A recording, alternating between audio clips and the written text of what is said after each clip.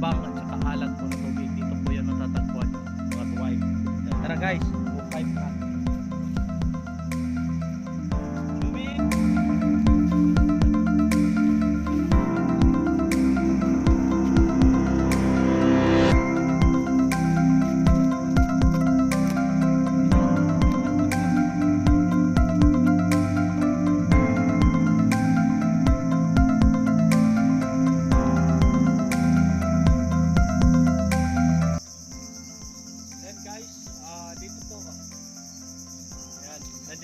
Nandito na po tayo sa may mga mangrove forest.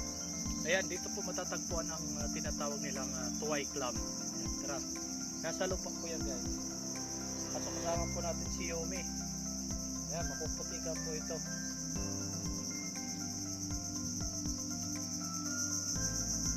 Ayan guys, tara. Ito po. Tara. Lapitan niyo po guys para makita niyo po. Ayan, makikita niyo po yan. Ayan, lapit natin yung camera. Lapit pa. Ayan, ito po yung tuway. Ayan po guys. Ayan. Ito yung tinatawag nating tuway. Ayan. Meron isa pa. Oh. Ito po.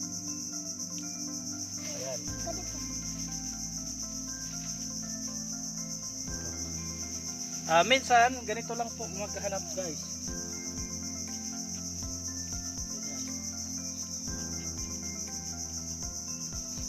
Ayan. Ayan yan guys. Ayan. Ayan.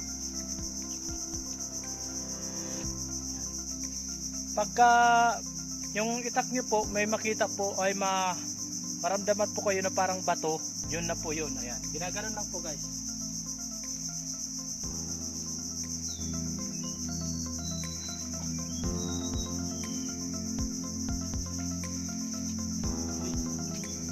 Ayun guys,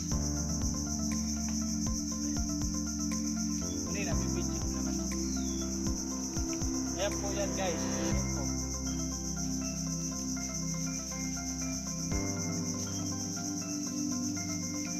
Pau kumaray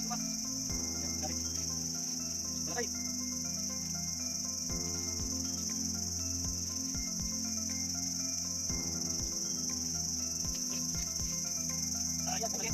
Balik natin.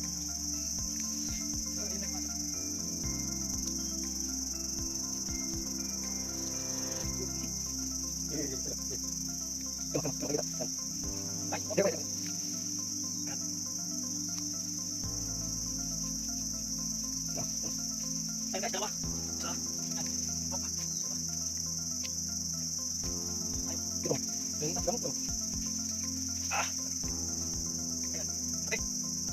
Ihawin natin ito guys. Napatarap natin si Yumi. Hindi mo kayo po.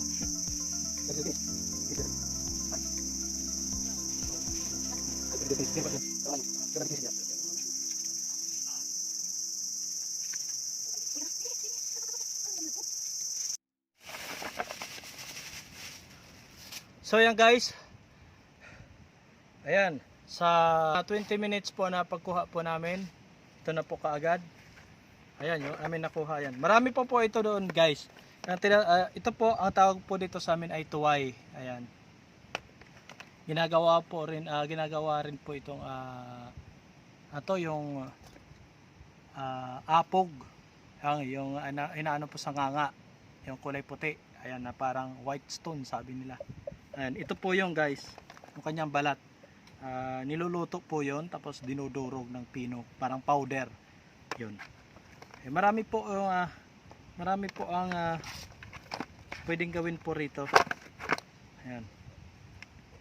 Kahit anong luto po guys, adobo, yung Bicol Express, pwede po rito. Tapos yan, pwede ring iihaw lang po tapos lagyan po ng kalamansi tapos konting asin. Ayan, pwede na po kainin yan. Ayan. Ganito po karami guys. Saglit lang po kaming kumuha kasi maliligo pa po tayo sa dagat. Thank you guys. Ulit kay Alex. Bye bye.